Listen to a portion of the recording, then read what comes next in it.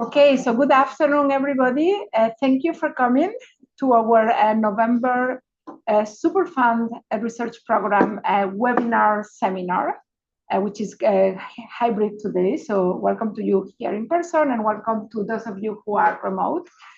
Today we have with us Dr. Gervasio Lamas, Dr. Tony Lamas, who is a cardiologist and a trialist. He has a lot of experience running very important clinical trials.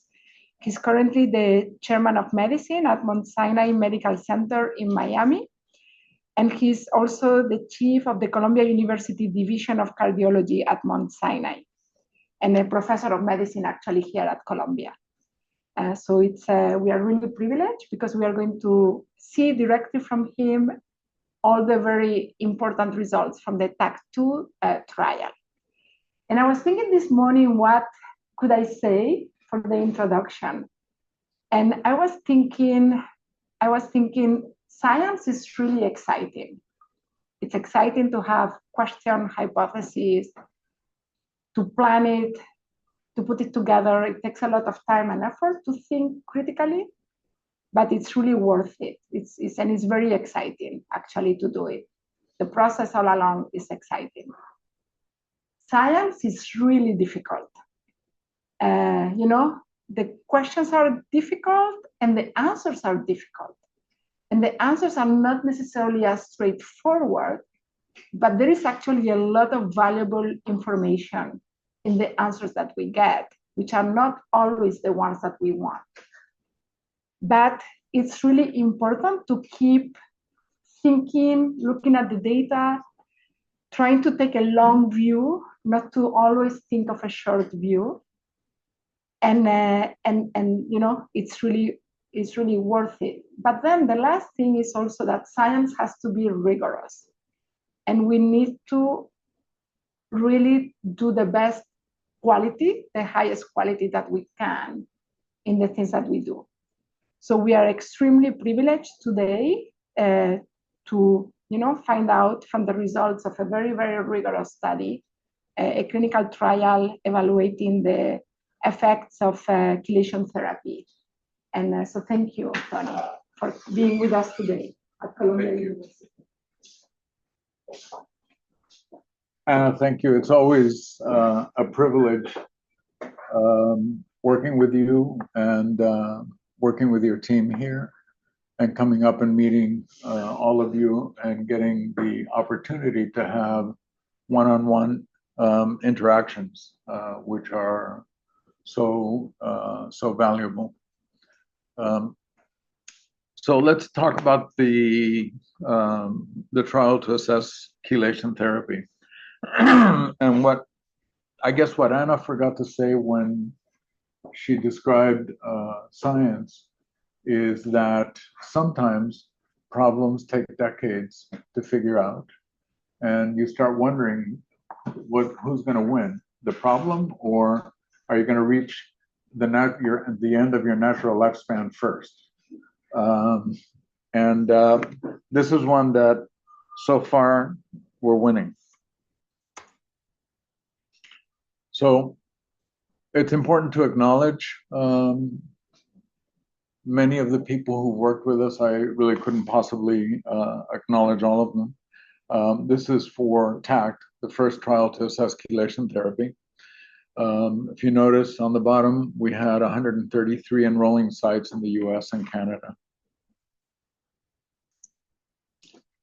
For TAC2, these are the main investigators, main contributors to the study. Many of them you know, and 88 enrolling sites in the US and Canada. And an acknowledgement to the medals team at Columbia. I couldn't figure out how to erase myself, but all of you did really a tremendous job. And I think that ultimately what we will have learned from TACT will come from this particular unit here, the most important lessons. So I don't need to tell you, this is really a slide that cardiologists often need to see. But there are many metals that have adverse cardiovascular effects. And we're really going to be concentrating pretty much on lead and secondarily on cadmium.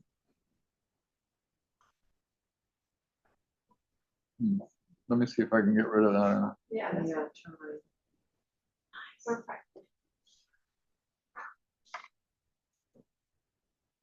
It was easier to do that than to spend a decade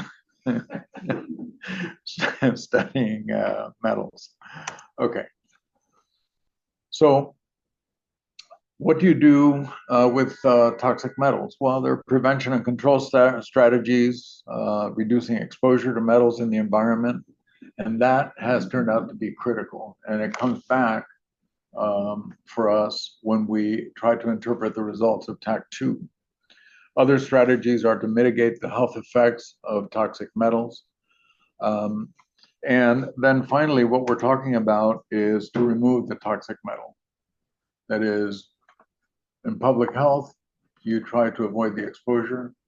In clinical science, you say, okay, so you ate the lead. Let's try to take it out. Now, the global health burden and cost of lead exposure in children and adults is a great Lancet Planetary Health paper, which in summary suggested that 5.5 million adults died from cardiovascular disease in 2019 due to lead exposure. It really kind of focuses you on the importance of lead in our world. And it also begins to tell you a bit about reducing blood lead level. If you look at this graph, they're using blood lead levels in micrograms per deciliter. In TACT, we used micrograms per liter. And you can, let me see, I'm losing the mouse here. Well, you can see very much how there is a curvilinear relationship between the blood lead level on the bottom and the relative risk of cardiovascular disease mortality in the vertical axis. And these cross at about 1. And that's a problem, potentially, because we don't know what happens below 1. We don't expect that it's a threshold. Dr. Navas-Acien actually spoke with the authors who said, well, you know, we don't have data there. It's not that nothing happens. It's just that we don't have data there. The chelating agent that we used was ethylene diamine tetraacetic acid. It's a synthetic amino acid. It has a pocket to catch positively charged ions like metals. And it's a powerful chelator for lead and cadmium. And it's harmlessly excreted in the urine. This is a drug that has been around, was synthesized in the late 1930s. Now, what happens when you administer 3 grams of EDTA to a cardiology patient and look and see what is in their urine the following day?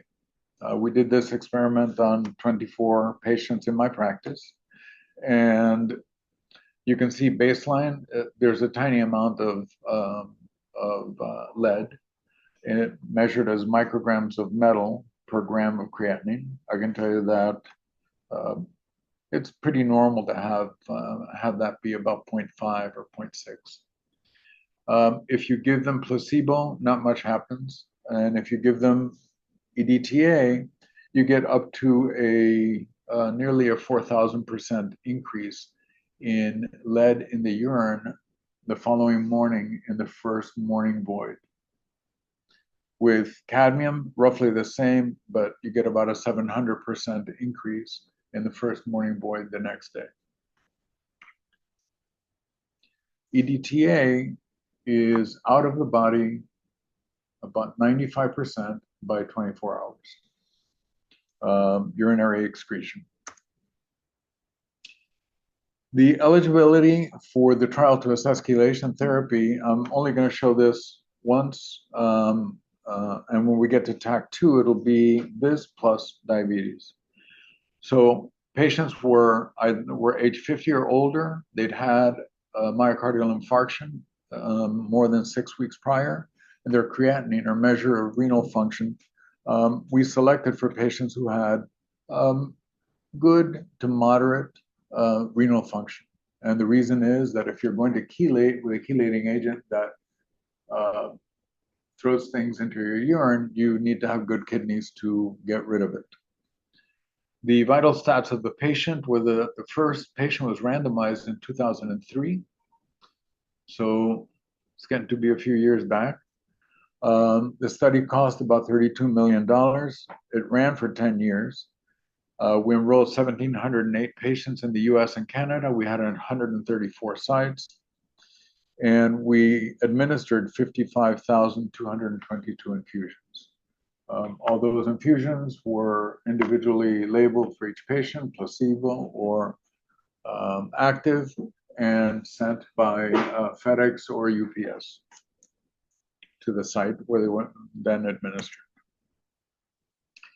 The primary endpoint was a composite of death, MI stroke, coronary revascularization, or hospitalization for angina. And the analyses are time to first event methodologies. Cox proportional hazards primarily. And if you understand the history of this study, then you get an idea as to the surprise that this was. So the reason that I did this study is that as a young physician, I had always heard of chelation therapy being administered by alternative medicine physicians. So physicians who would also use herbs, magnets, and other suspicious things. And I had become interested in chelation therapy because I thought that it would be a public health benefit to demonstrate either that it did not work or that it caused harm, so that regional boards, medical boards in the United States would be able to outlaw it. So this study was done with the intent of finding science, but I thought that it would be negative or harmful and that the study would be stopped. Study ran to the end. We met our statistical goals. We demonstrated an 18% relative reduction in risk. And maybe even most interestingly, you see this bar that came down at 18 months. That's when the infusions end. They receive 40 infusions. And, you know, people can't come 40 times in a row. It's like impossible. So at that point, the curves continue to separate as if you had removed a toxin that these patients had accumulated over time. And that's the point that I said, you know what? I am not quite knowledgeable enough to understand what occurred here, and started looking up experts in lead and the epidemiology of lead, and ran across Dr. Navas-Hassian's name and called her up when she was at Hopkins and said, hey, I did a study that might be interesting to you. And she said, oh, yes, I heard about that. Seemed interesting. And that started a collaboration that has now gone many, many years.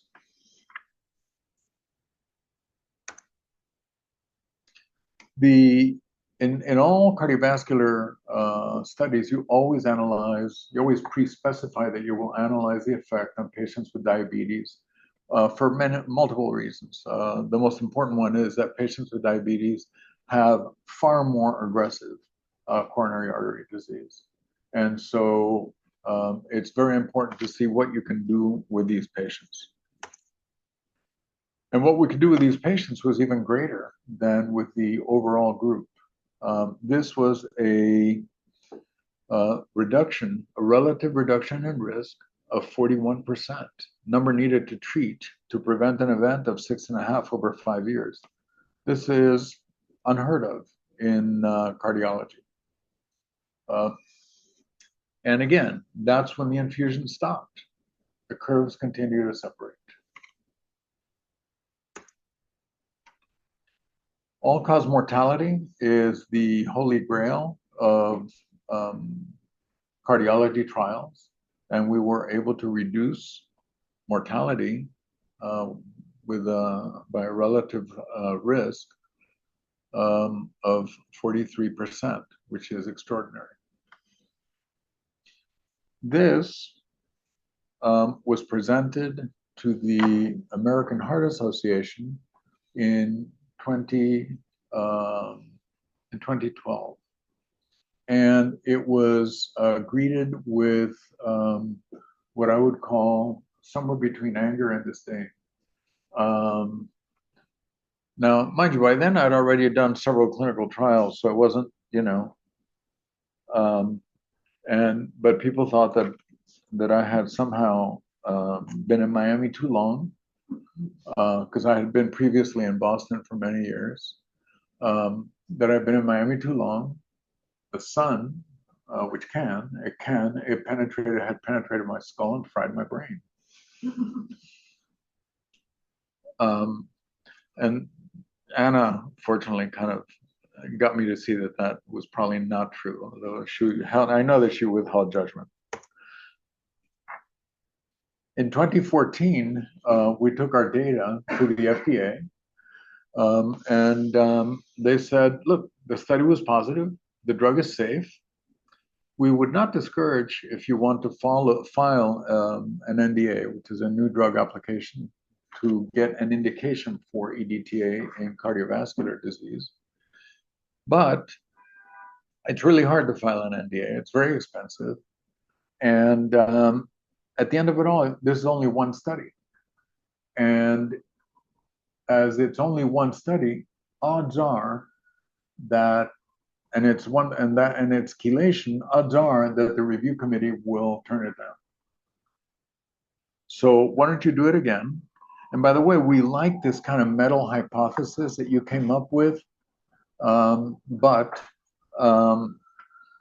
we've never heard that. So why don't you explore mechanisms in subsequent studies? So the first study was 32 million.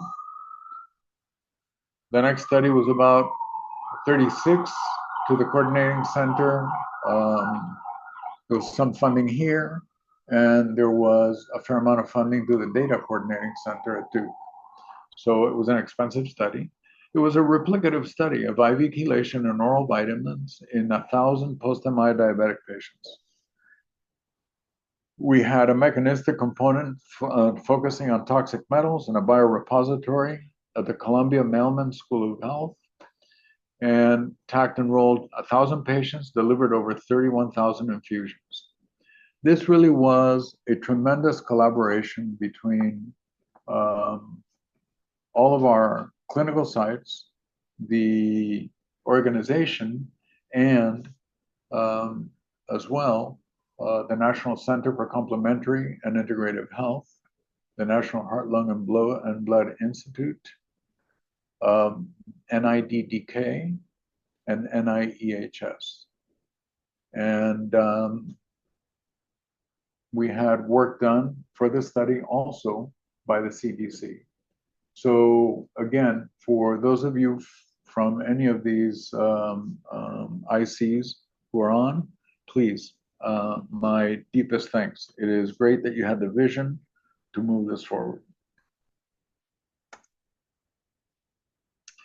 And this study ran and was presented in August 14 of 2024. So remember, the first patient was randomized in TACT1 in 2003. So this is the other part of pursuing science. The purpose of the trial was to replicate TACT in post-MI patients with diabetes and to measure the effect of repeated edetate disodium infusions on blood lead and urine cadmium. These are the TACT2 study infusions. This is a complicated infusion. The key is the 3 grams of EDTA, of disodium EDTA, based on renal function. The rest of it we can talk about in the question and answer period.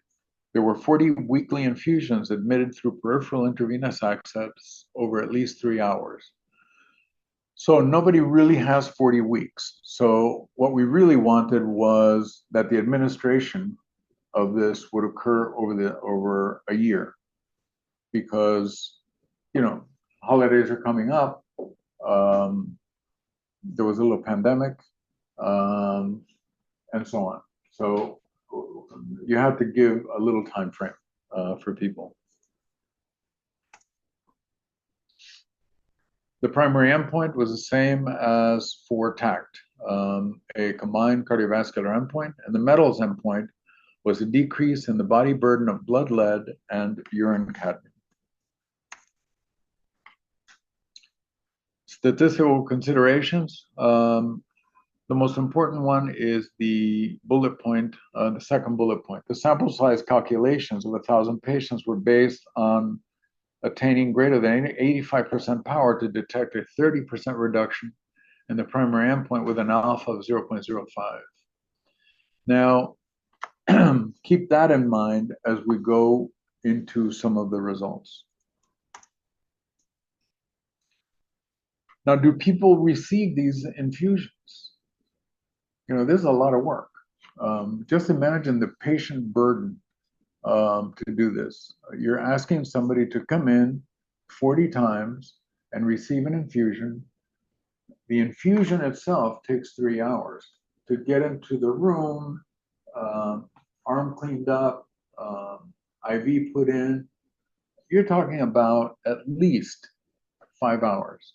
And then you throw in traffic, and you're throwing in another hour. It kills your day. We found that we had better compliance if we kept the patient groups similar and compatible with each other. So people would show up and would say, "Hey, Joe, good to see you today. You missed last week. What's going on? You're all right." And it helps.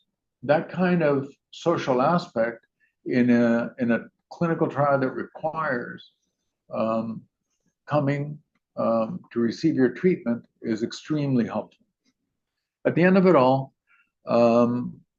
we were able to get 40 infusions in 68% of the patients and at least 20 infusions in 78% of the patients. This actually challenges the compliance of oral medication trials. It's really extraordinary. We had really superb sites, and in particular, their research coordinators. We did have some groups of patients that became incompatible, where one guy didn't like the other guy. And then it was, and so you had to have rematched them. So the Tuesday group, we reformed it, and then the Wednesday group had a new guy, and they were happy. So you always have to keep studies like this. You know, there's science. The science is in the beginning, really, and the middle is social and people management. So what happened in this study? We were all set to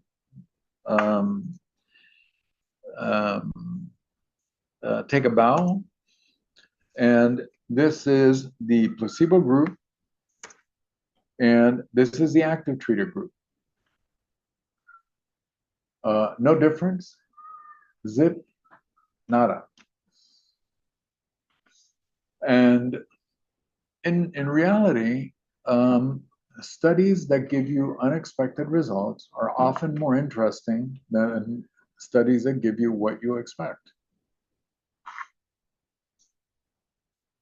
They're not more pleasant sometimes, but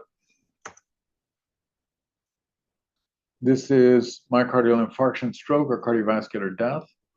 Nothing. Mortality? Nothing. Now remember, these are all diabetics. These are all the patients that in the previous study had spectacular benefit. In this study, nothing. It brings you back to that curve from that Lancet Planetary Health study, that little corner that I put a little box in.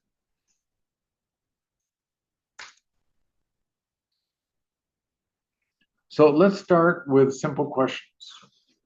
Well, did the EDTA we use actually chelate metal? There's a question in the chat. Were lead levels in TAC2 similar to those of TAC? We will answer questions at the very end.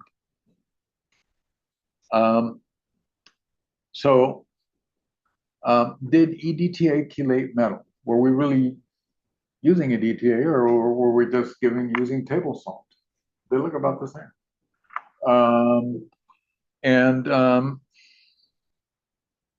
This answer comes from you folks here.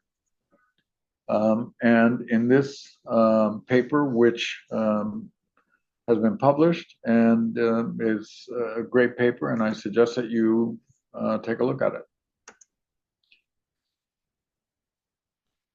So metals were measured at the CDC using the same protocol as NHANES, pre-infusion blood lead together with cadmium, cobalt, chromium, mercury, manganese, and selenium. And you can see pre and post urine metals that were detected or that were measured.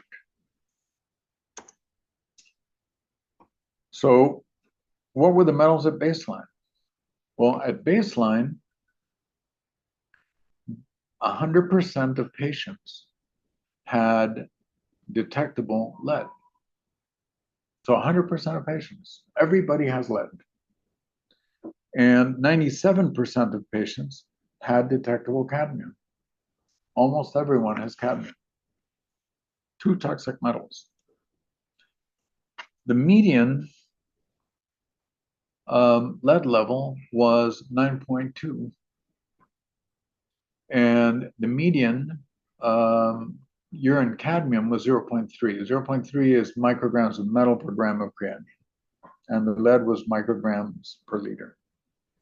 So this is interesting. A very low lead level. So what happened with pre-infusion lead at baseline and during study? This is the placebo group. And this is the EDTA group. So in fact, our EDTA was indeed active EDTA, and it did what it was supposed to. It reduced lead levels from about 9 to 3.5 for blood lead. So it was very, very effective. And the other part is that it was safe.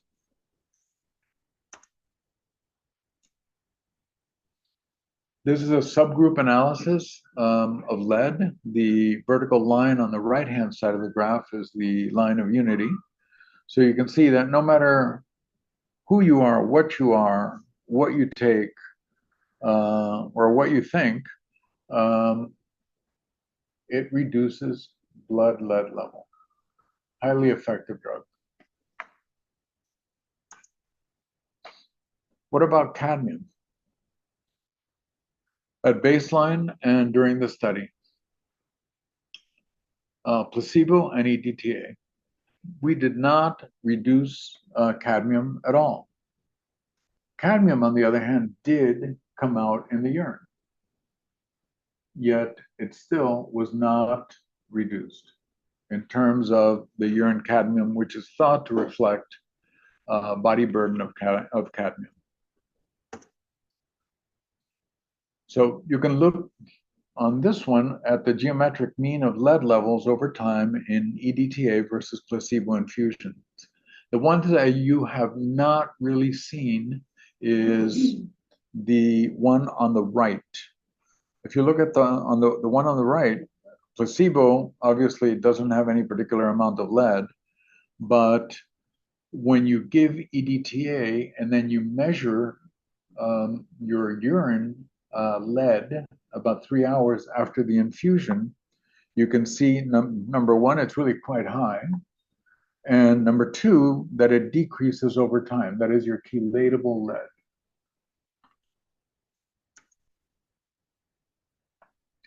With cadmium,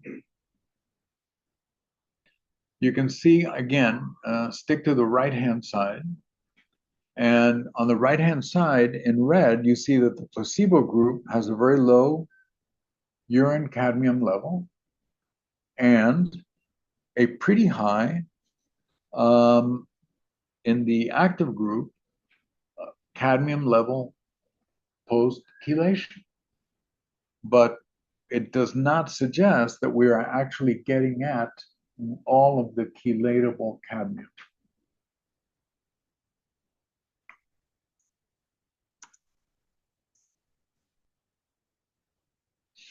Now, this slide I don't actually show to physician groups, to clinicians, because it makes them dizzy.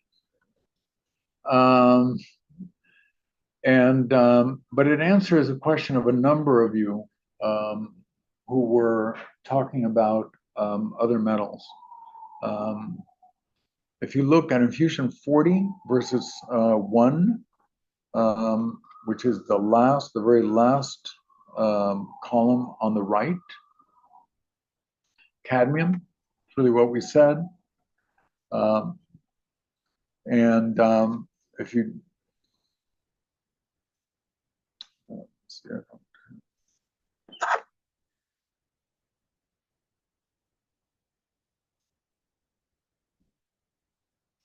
The mouse doesn't work. it might, doesn't seem to work. Oh, that's okay. Oh, here. That one. Yeah, there it is. Yeah. Oh, it appeared. Okay, wonderful. Again, treatment effect at infusion 40, 1.95. It appears for cadmium and fourfold for lead. And then there are others that have some effect.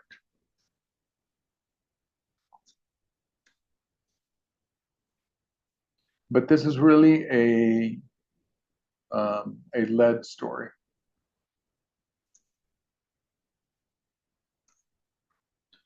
So what is the metal summary that we can put together? Well, EDTA chelation produced greater than 60% reduction in blood lead levels, and there were no safety issues.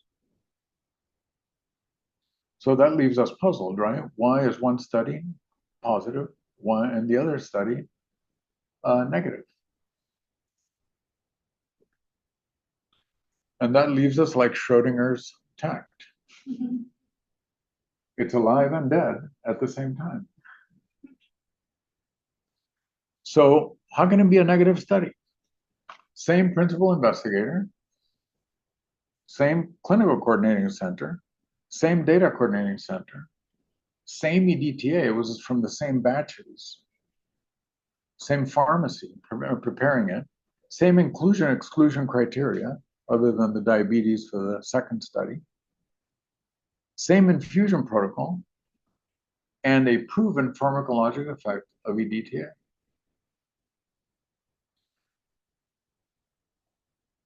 So what gives? Well, our hypothesis really was that had to do with blood lead levels over time in the United States. Could we have reduced the therapeutic effect of EDTA by having the entire public health community be superb at their jobs, working with local governments, and actually reducing the amount of lead exposure sufficiently to make a study like this be negative. So what you have to think about is what is the relative risk of cardiovascular disease mortality from blood lead levels of 0 to 20 micrograms per liter, right? And it kind of hits, it's fuzzy. It may be hitting 0 somewhere in there. So that the effect size, when you look at a clinical trial, you have an endpoint. So we have cardiovascular endpoint. There are some events that are preventable with your therapy, and many are not preventable with your therapy. If in fact your lead level is very low, the number of preventable events begins to shrink. And if you are going to have a statistically significant study, what you need to do in order to expand that pool of preventable events is to have many, many, many more patients. So this would have had to be a 5 to 10,000 patient study. Simply not doable. Simply not doable in the US. Would have had to be a worldwide study, just not doable.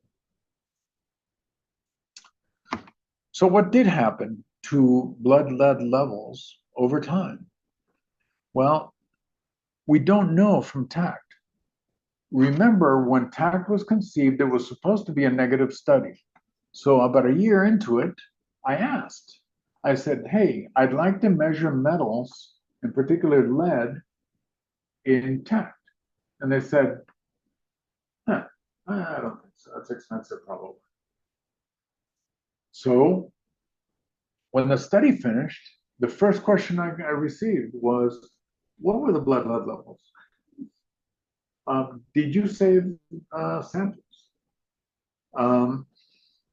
So what we have for the time, for the duration of time that we had TACT active, we have NHANES. And we have the NHANES surveys. And as you can see, the blood lead level in the United States has been plummeting. So this is a tremendous success of public health. And you can see when TACT2 took place with an NHANES blood lead level of about 1 when TACT2 started, and somewhere less than 0.5 when TACT2 ended. So what is the preventable number of events? Small.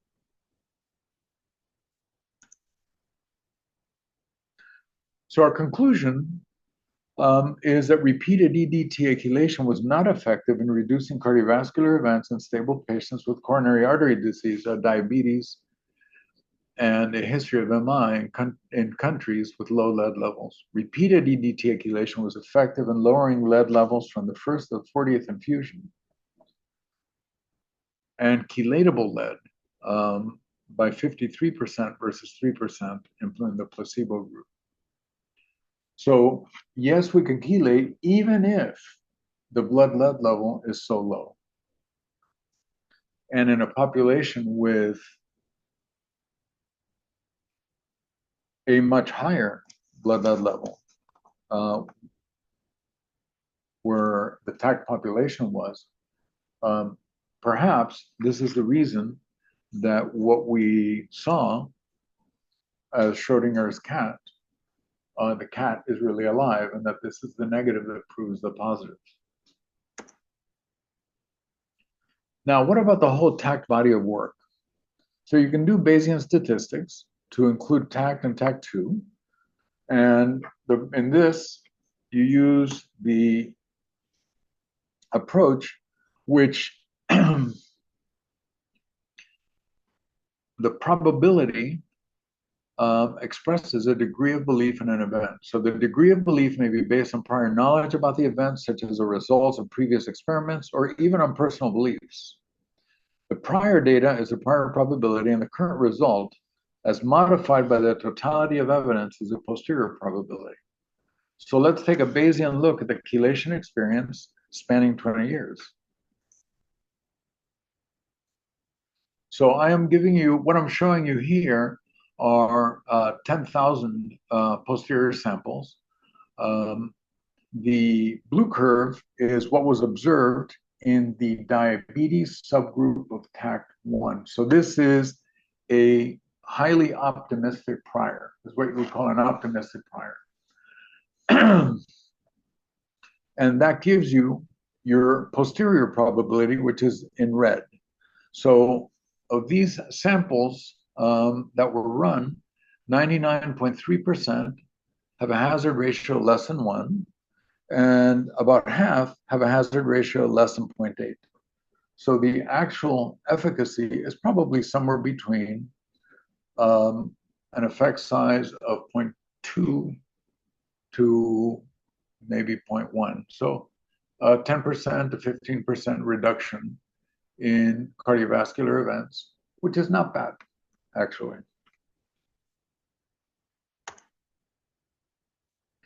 Now, let's look at all the probabilities, because that's important to do when you are using Bayesian stats. So if you say skeptical probability, that means that what came before doesn't count. You just don't believe in it. Then the hazard ratio less than 1 is very unlikely, pretty unlikely. If you go optimistic, which is the overall TACT group, then you get probably a modest or a mild effect, a slight effect, slight benefit. And if you go very optimistic in TACT diabetes, you get what we saw before, which is likely a modest effect in reducing cardiovascular events. So does TACT matter then? Let's look at economic and regional lead. We know, and this is in that same Lancet paper by Larson, we know that high lead levels are found, they track with low income, they track with poverty, and they track with racial and ethnic minorities. Let's think about the patients that we recruited in our study. All of these 88 sites, except for 1 or 2, were private cardiology practices.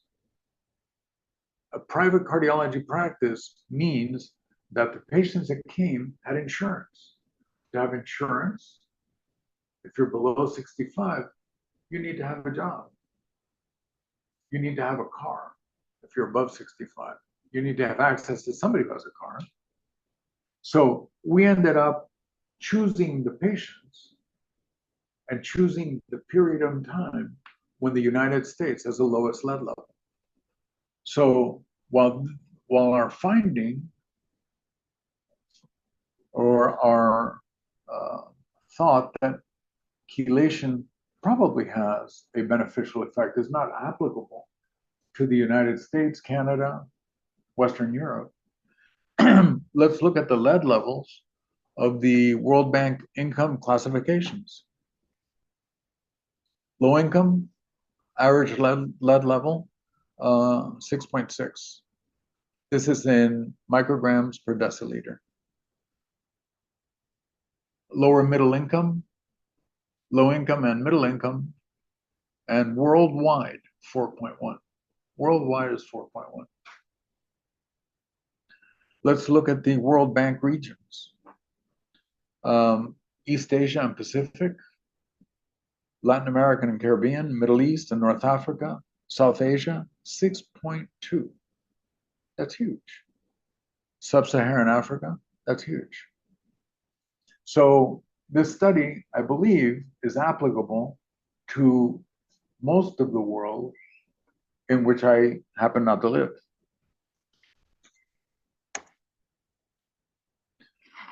So I would agree, and I think that we have to conclude that TAC2 does not support the use of edetate disodium chelation for risk reduction in stable post-MI patients with diabetes. But we had to add that little parentheses and very low lead levels in the US and Canada. So we need to restrict it from being a global decision or a global conclusion to a somewhat more narrow conclusion. Might TACP still be relevant to the majority of the world? At present, it's an unanswered question, but it's an intriguing hypothesis. These are the papers that we have written thus far. There are a number of other promised papers, and we're continuing the analyses. There are some really very interesting metals analyses that are still to come, actually, from many of your own colleagues in this room. And thank you very much for your attention.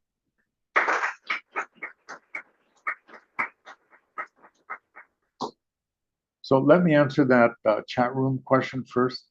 So I think that I answered it during the talk, but we did not have metal levels in TACT.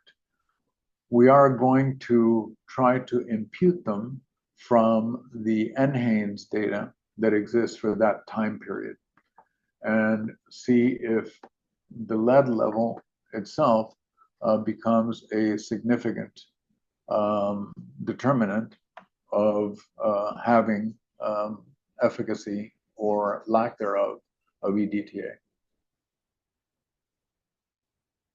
Yes, sir.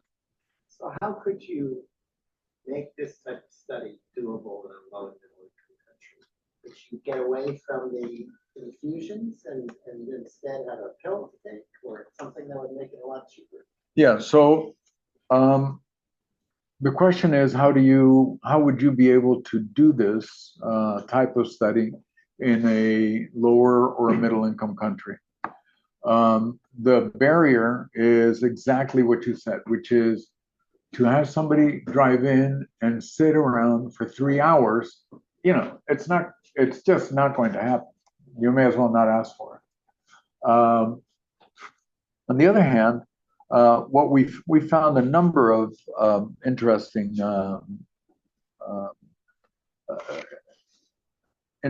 findings from other independent studies that were done. So, for example, if you give, staying on the infusion side, right? So if you give 100 milligrams of EDTA, you can give that fairly quickly, you know, a few minutes, 5 minutes. And that will take out maybe a quarter or a fifth of the total EDTA that 3 grams over 3 hours would take. So doing it for longer might be quite reasonable. So that's one. The other is that there are a couple of good oral lead chelators, not least of which is DMSA, that was used. It's still approved, FDA approved for lead poisoning, but could be used in lower doses, I think, to be taken several days a week. And that would require some work to ascertain safety and to ascertain efficacy. But I suspect that you would get out as much lead from a small amount of DMSA every day as you do from one single annoying EDTA infusion. So Linda Bilbao had a comment right after your comment. She said that the change in lead levels in the population in the 2 trials does seem to have potentially led to the negative findings. I'd be curious if Linda, I don't know if you are available to speak up a little bit more, and would you like to make some comments? For those of you who don't know, Linda Bilbao was the director of the NIHS at the time when the TAC2 trial was actually funded.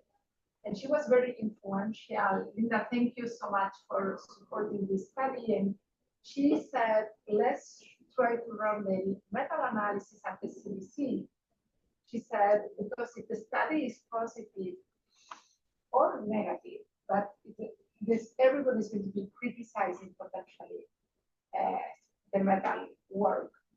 And it's better if people, it's going to be much harder to criticize the CBC and doing it the same as NHANES as much as possible. So yeah, Linda, I don't even know if what I said is correct or not, but Linda, if you are there, if you would like to say something, feel free.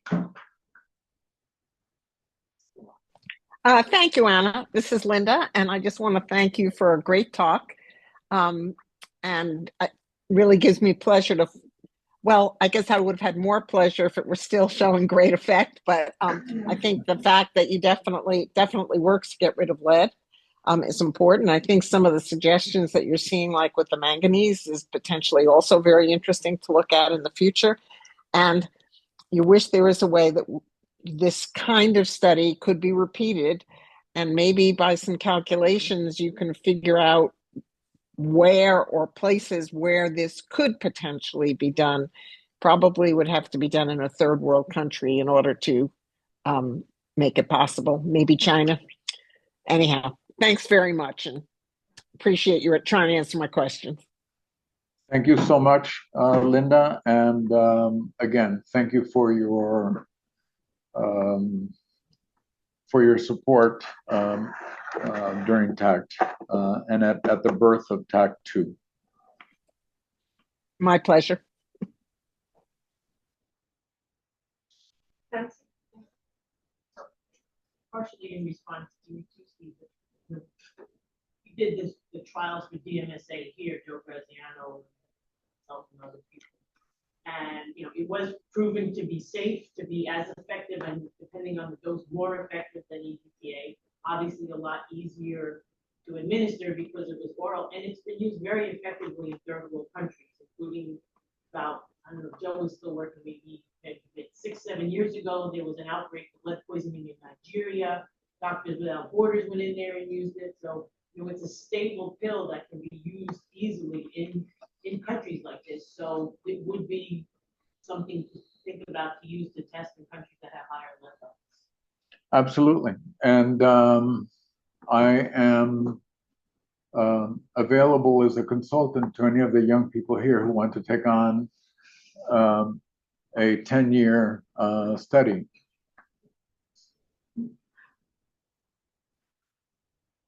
There are enough people. Don't jump up at once, all at once. There are enough people potentially with blood leads over, say, 2 or 3 in the TAC2 that we could at least take a peek and see what it looks like. It really, and I'll let you answer that. Yeah, and maybe I'll come here to the microphone so that people. So the question is, are there enough patients with relatively high lead levels in TAC2 so that we can reach some conclusion regarding the current hypothesis? So we had actually, the clinical trials are really difficult because you need to pre-specify the analysis that you are going to do. We are using observational studies to dissect our data in many ways. So we had pre-specified an analysis by tertiles.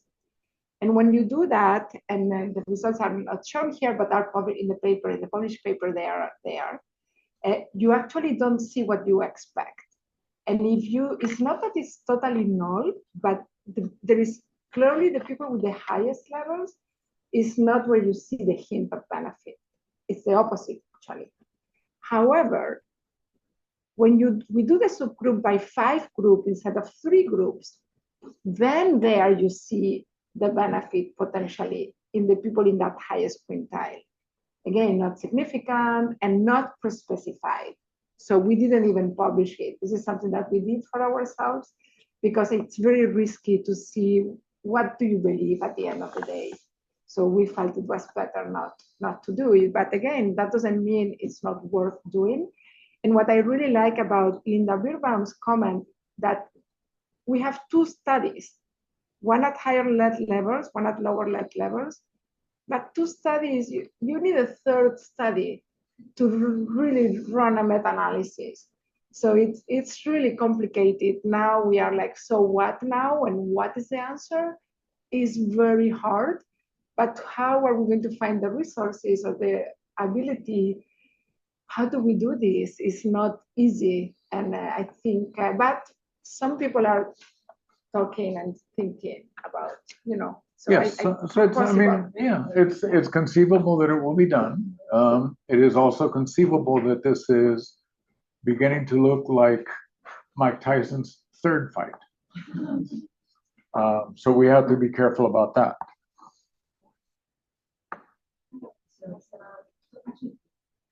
Great talk, by the way. But, Thank you. Is this situation that we say for children? Because many children around the world have really high. Yes, absolutely. This is theoretically safe for children. However, the very few deaths that have been reported with EDTA, with disodium EDTA, have been in children. And all of those have some mistake. The mistake was that calcium disodium EDTA was called for, but what was given to the child was disodium, or they misjudged the dose and gave the child a tremendous overdose. The problem is that if you give your disodium EDTA too fast, especially in children, you get severe hypocalcemia. And because EDTA is very avid for calcium, and children with hypocalcemia can have malignant ventricular arrhythmias and have a cardiac arrest. So for that reason, actually, the FDA took away the disodium EDTA indication. And so while it is an approved drug, it is hard to get because hardly anybody is making it, and doesn't have an actual indication, while calcium disodium does. I think that for children, the data that exists for DMSA is great, and that really probably should be the drug tried should it, should someone have the fortitude to try it. There's a comment in the chat. Wish to reiterate the public health success, the N. Haynes. Oh, hold on, I lost it. Wish to reiterate the public health success that N. Haynes data shows for the US. Would be ideal and remains important to see similar public health successes in countries with higher burdens of lead exposure. I think that's Bonnie. It's your name. Yeah, I know. I think it's Bonnie because I saw her not directly, but I don't know. Yeah, that was me. Can you hear me? Yeah. Yes. Yeah, I just wanted to make the point that the efforts in countries outside the US should not neglect the overall public health message to reduce lead exposure for all populations, if that makes sense. No, that makes complete sense, Bonnie. My impression from the cardiovascular community is that whatever the last study was is the study that has the final word, especially if it supports your bias. And so I think that it's incumbent upon all of us who participated in this study to try to explain the study and explain the success, the huge success that public health in the US has had. Enough of a success to actually make lead such a moving target that we could not show benefit. I think that's extraordinary. Yep, I agree. So I think it's 5 p.m. I think it was a great discussion, but before we finish, I want to say one brief thing, is that we have an incredible biorepository that is actually here at Columbia so far. The NIH has told us that if we don't submit grants, if we don't use it, we will have to return it to the NIH. But for now, we have been allowed to keep it because they expect that we are very motivated and that we are really dedicated to the study. So the biorepository is available, and we have plasma, urine, whole blood, and it's very rich data. So I encourage all of you online here to think about questions that you would like to answer. So that's, I wanted to say that. Yes, no, absolutely, absolutely. As I said in the beginning, I think that many of the important findings of this study are going to come from this group right here. And again, thank you very much for inviting me. It's always a pleasure to come and to meet as many of you as is possible. Thank you.